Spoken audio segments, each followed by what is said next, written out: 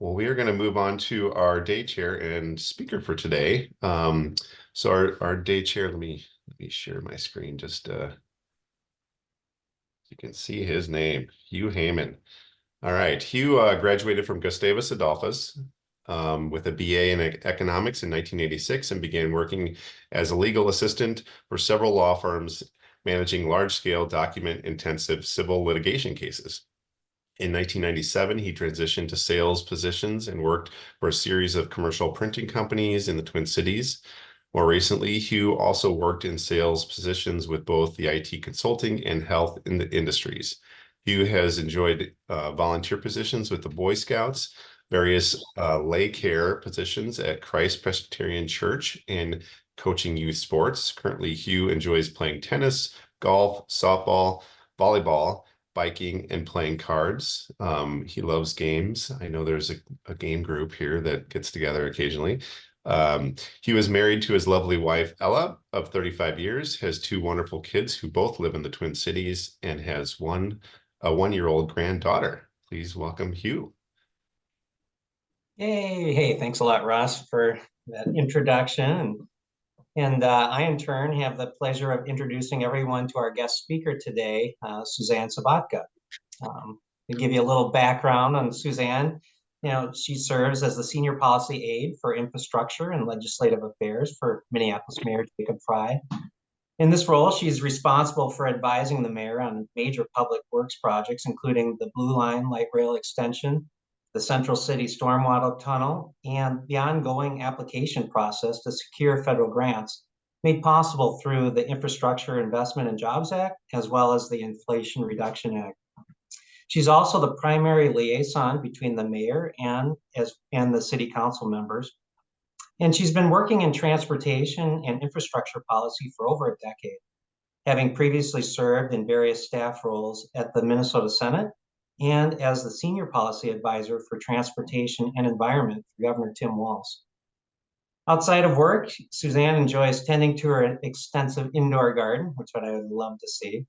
And she's also enjoys being envious of other cities' transit systems. In 2024, Suzanne is looking forward to working with local organization, residents, and also county and state government partners to advance a transportation and public works agenda that meets the city's climate, equity, and safety goals. So please join me in welcoming Suzanne to the City of Lakes Rotary Club. Yay! Well, thank you so much. I am thrilled to be here. It is not too often that I get asked to speak. I am the person who gets excited about your trash getting picked up and your potholes getting filled. And normally I kind of keep to myself, but there's a lot of exciting things happening, particularly in the transportation world of my work. And so I thought I would share some of that with you today. So let's see. The only other window I have open is the PowerPoint. Can everyone see? Great. Okay. Yes, yep, we got it. Scoot this over. Well, scoot this over so I can. There we go. So I'm looking at the camera, not at the side. All right. And we'll start the slideshow. All right. So thank you for that introduction. What I'm going to be talking about with you today are three big things that are happening in the city of Minneapolis this year that hopefully will be transformative to downtown revitalization, as well as things that are happening in our neighborhoods. So the first of those is the Safe Streets for All federal grant. So in 2020. Sorry, before you go, we're only seeing the main PowerPoint page. We're not seeing the projected slide. Thank you for, let's see. There we go. Is that working? You see big things happening in 2024? Great, perfect. Yep. Okay. So first, as I mentioned, Safe Streets for All federal grant. The city was successful in applying for $20 million for traffic calming efforts throughout the city. To put this in some perspective, normally the city spends about $150,000 on traffic calming projects in a year. So this is really monumental in terms of making things safer and modernizing traffic traffic calming in our city. The second is a project that the city is not in charge of, Metro Transit is in charge of, but that is the Blue Line light rail extension. So that is, if you're familiar with the Blue Line, that runs from downtown to Mall of America along Hiawatha Avenue. We're going to extend that northward up into Brooklyn Park. So we're determining what that looks like and what will happen to folks who and businesses that are along that line. It's going to be transformative for them. We want it to be transformative in a good way, not a negative way. And finally, you may have heard that we are looking at re-envisioning Nicollet Mall, be it a portion or all of it as a pedestrian plaza. And this is a very early idea. So I will give you a preview of what we're thinking of, but if you have a lot of questions, I don't know that I can answer a whole lot of them because we are just starting conversations internally with our Public Works Department and the Mayor's Office and Metro Transit. So we'll get started with Safe Streets for All. So as I mentioned, it's $20 million made possible by the Federal Infrastructure Investment and Jobs Act, IIJA. As I mentioned, it would take decades to complete these projects. So we are very excited to have this enormous influx of cash. If you can imagine, one of the things we hear about most in the mayor's office when you get constituents wanting additional services, traffic calming, and people speeding, running stop signs. We get requests for speed bumps all the time, which is really difficult in Minnesota because the plows have to go over them and the plows destroy the speed bumps. So there's lots of other things we can do. I have an example here of something that the money could be used for, which is a road diet. So a road diet is when you narrow the street in order to change driver behavior. So on the left, you can see current conditions. It's 3 lanes of traffic with a bike lane and 2 sidewalks. The treatment on the right adds some greening. It adds a green boulevard and fully separates the bike lane on the left side, which makes it safer. So more people want to use the bike lane. That helps advance our city's climate goals.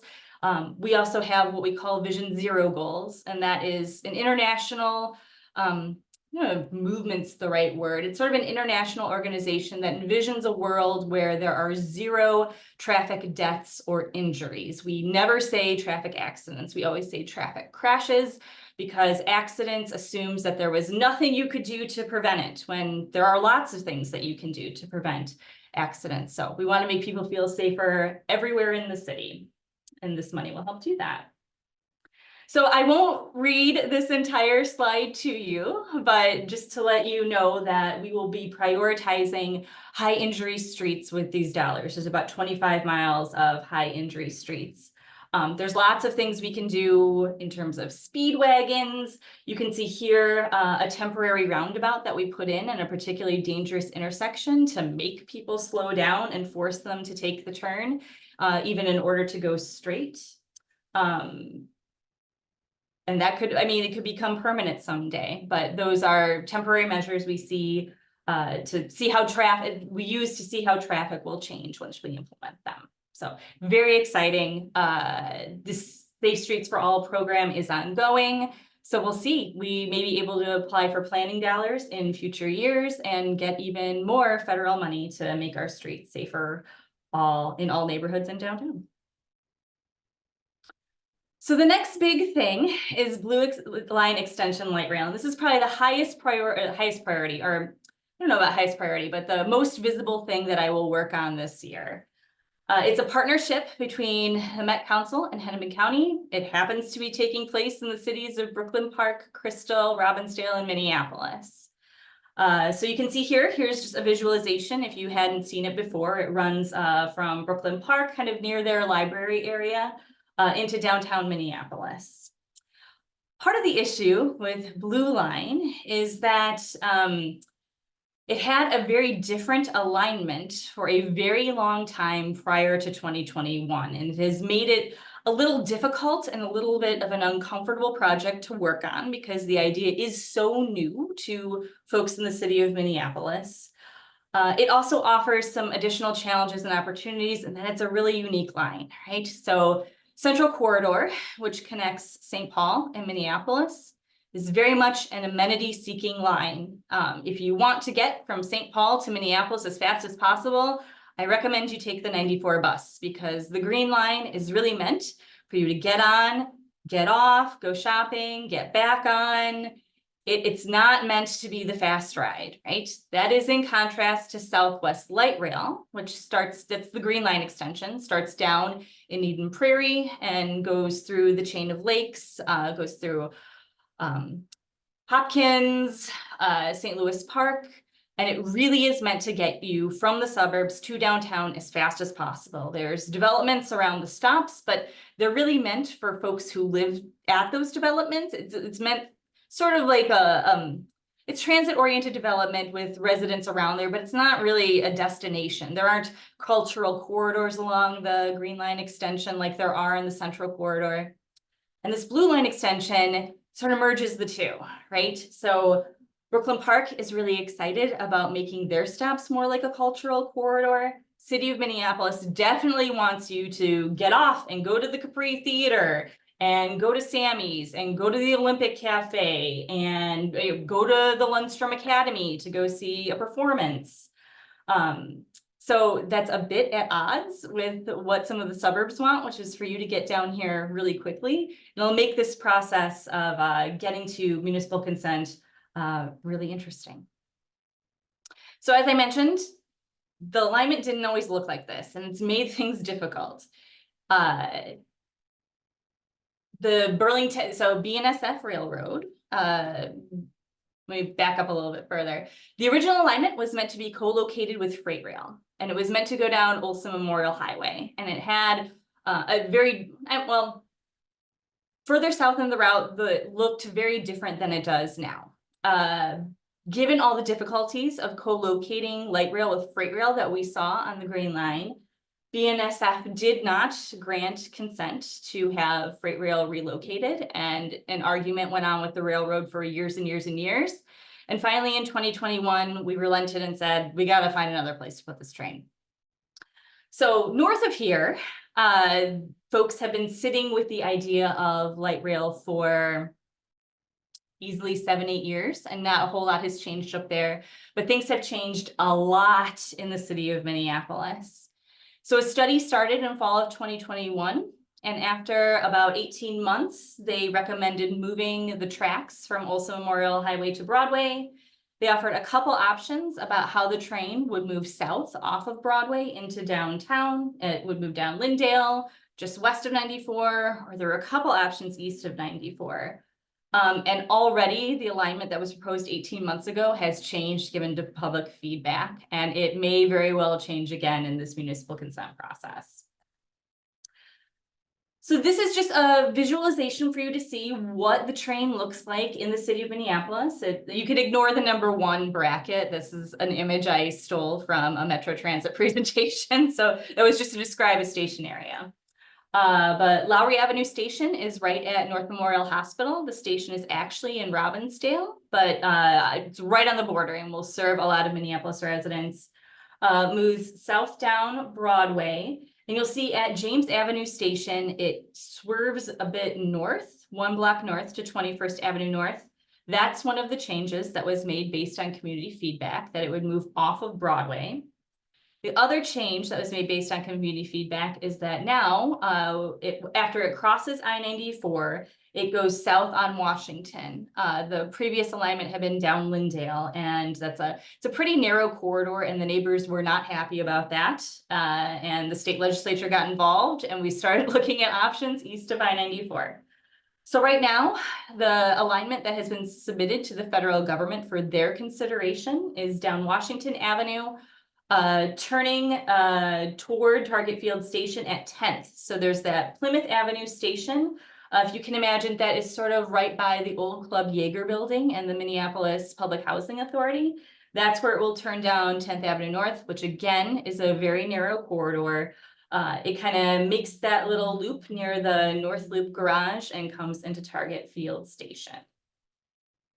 And there's just a more of a visualization. It's that area in the yellow box there that is really going to be a topic of discussion in the coming months, given how narrow it is It goes by quite a few residential buildings. This would be a significant change for them in terms of traffic patterns. And one thing we think about a lot in public works is that I wish everyone would get on their bike and ride downtown using the bikeway on 10th Avenue North, but they don't do that. There will still be people in their cars and they will be diverted to other roads. So we need to think about how we might extend some roads, looking at 8th or 9th Avenue potentially.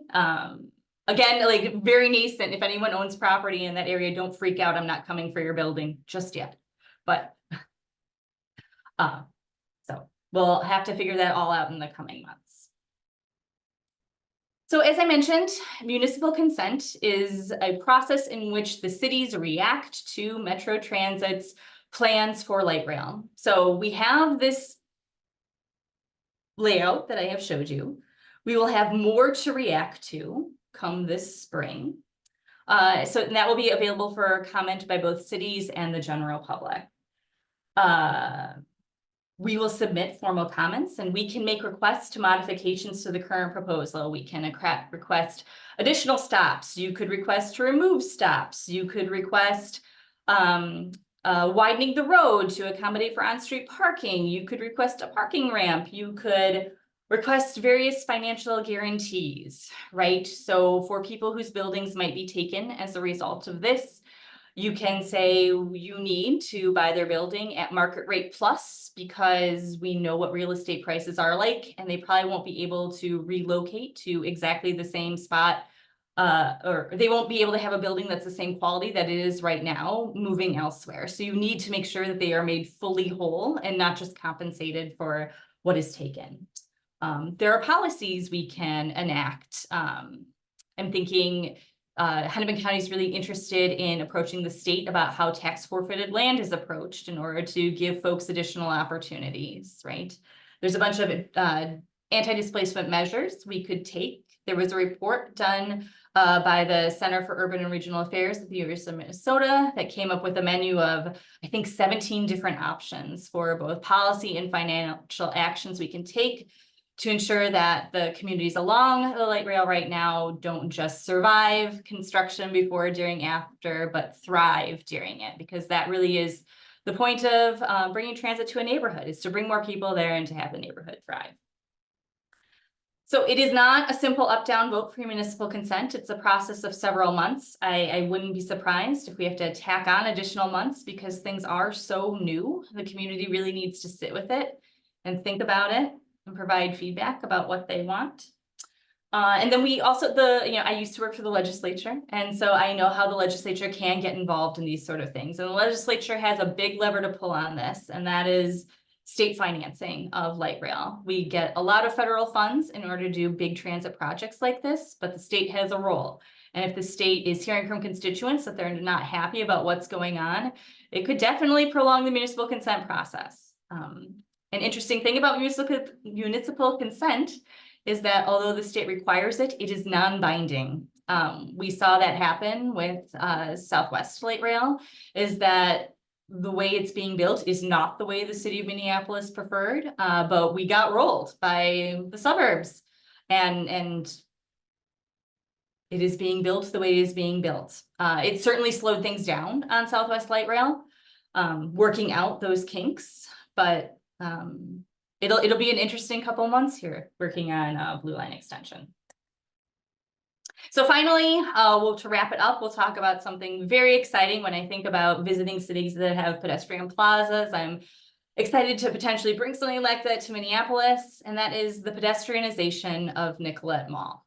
So some of you may have even participated in the Downtown Vibrant Storefronts Working Group. I saw Meet Minneapolis and other folks here who definitely had a role in that. It was a group of downtown residents, business owners, philanthropy, public officials that convened to talk about downtown revitalization. And they issued a lot of different recommendations that had to do with economic development, but one of them was really big when it came to public works. And that was that we should evaluate the future of Nicollet Mall as a pedestrian-only zone, explore alternative options for transit service elsewhere in downtown, which is not as easy as it sounds, and engage stakeholders to understand the full range of impacts. So we have just begun to embark on doing that. So one of the big things I'm thinking about is for scope. If we do end up converting it and decide this is a good idea, how much do we do? Do we do the entirety of Nicollet Mall?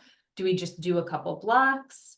And what are the implications for the rest of downtown? Like I said, public works projects don't happen in a vacuum. They affect traffic flow elsewhere. They will send people other places. So what exactly will removing vehicles from it do? So there's two major elements, as I said, rerouting transit service off Nicollet Mall. There's a couple options for where we move things to. There's also additional transit coming to downtown. The S line in particular is a bus rapid transit line that's going to use Nicollet Mall. And if we take buses off of it, that means Metro Transit needs to go back to the drawing board, at least through downtown, and figure out where that's going to go to keep the bus moving quickly and getting folks where they want to go in downtown. And then how do we make it vibrant, right? You know, when I think of great public plazas, my number one favorite is San Diego, right? They have Little Italy and it's amazing and it's so vibrant on the weekends, and they frequently close streets downtown to vehicle traffic during the weekend. Those are temporary closures, not permanent. And it's just a really lovely place. We have very different weather than San Diego though. So how do we make it vibrant? Just to give you some perspective of how much transit moves on Nicollet Mall, there's 5 routes. 2 of them are free, so folks can hop on, hop off. It's really great for people who are visiting the city for leisure. And as you can see on the right, as I mentioned, there's 2 additional lines. So F line is for sure happening, and Nicollet BRT is still a dream, right? It's high on the list of coming BRT lines, but it is not funded or planned yet. So there would be a lot to move elsewhere. To give you some perspective on what things look like today, first, Nicollet Mall is a dedicated transit mall with a 10-mile-per-hour speed limit. I have to be honest with you, I don't love buses on Nicollet Mall because they are so slow. And it is so narrow that the buses can't pass one another. Like if you have a bus where a lot of folks are getting on, so it's taking longer to load, or you have someone who needs special assistance getting on the bus, you are stuck behind that bus until it moves, even if no one is getting on or off. It really slows things down. But there are a lot of trips that happen, 635 with about 10,700 people daily getting on or off buses on Nicollet. So it'll be a big deal. This is the last content slide I have, just to show you the options for what we could do with transit. And I know it's a little bit, it's a little boring thinking about just what roads they would move to when there's so many other things we have to think about with Nicollet, but it's sort of what's immediately in front of us. Where we currently have a lot of buses moved off Nicollet that need to move fast is Marquette and 2nd. It's called Mark II. We did earlier in the aughts, there was a lot of discussion around what bus service would look like on Marquette and 2nd Avenue. We could move it all the way down to 3rd Avenue, which is interesting given the 3rd Avenue bridge just reopened. There was a lot of traffic detoured while that bridge was closed that has now just been reintroduced. So what traffic patterns look like on 3rd, if we were then to move all the Nicollet buses onto 3rd Avenue. We also have 4th and 5th as options. Those are pretty far away from Nicollet though. And it can be a big deal to folks who are reliant on that service, you know, especially if you are disabled and you can't walk that far to get to the bus. This could be a big deal, and that's a lot of implications for us to think over. So that is everything that I have for you today. I will attempt to answer questions if you have any, but it's been really lovely to chat with you about all the big transportation things that are happening in the city. So do I call on people or? I think Sean's got a question. Sean's got a question. I can help here. Okay. So Suzanne, we moved a couple of years ago to over by Lake of the Isles, and this Hennepin Avenue, we landed into the middle of this Hennepin Avenue embroiled, You sure did. tempest. So And a lot of what you hear from the business, and certainly, COVID had a big thing to do with it, and now we have these businesses that, in all likelihood, I mean, they're already struggling, and then we're displacing them with projects that there's no way to get around it. It's when you have construction, people are not going to utilize the same patterns of travel that they did in the past, and that's how it works. So I mean, what sort of do you just say, okay, well, 7 businesses are gonna go out of business, but 9 businesses are gonna come in after we're done? I mean, it seems like such a difficult assessment to make. How do you make those assessments? Well, what we've begun to think about, right? So as I'm thinking about anti-displacement for Blue Line, I've also begun to think a lot about anti-displacement for businesses in these corridors, because the future is more buses, more bikes. The city has climate goals. We need to achieve them. This is not unique to Minneapolis. Everywhere is becoming more transit and bike centric. We generally are not building and expanding new roads. So it's universal, right, that these businesses will have problems. Hennepin County in particular has begun to use ARPA funds to evaluate what would happen if we provided monetary assistance to those folks. So if you have someone like Osmond Cleaners, for example, has been very vocally concerned about the Hennepin Avenue reconstruction, right? They could apply for funds to tide them over, right? The city can do signage and communications to communicate to people where they can go while Hennepin Avenue is under construction. And we could provide just literal direct assistance to those businesses while construction is happening. That's something that we're thinking about. Yeah. It's going to happen on Lindale too. We've already begun to, that's a county project that is taking place in our city. Hearing a lot from business owners there. And I know the county is thinking about that as well, universally for transit projects, so. Russ Mickelitz has a question.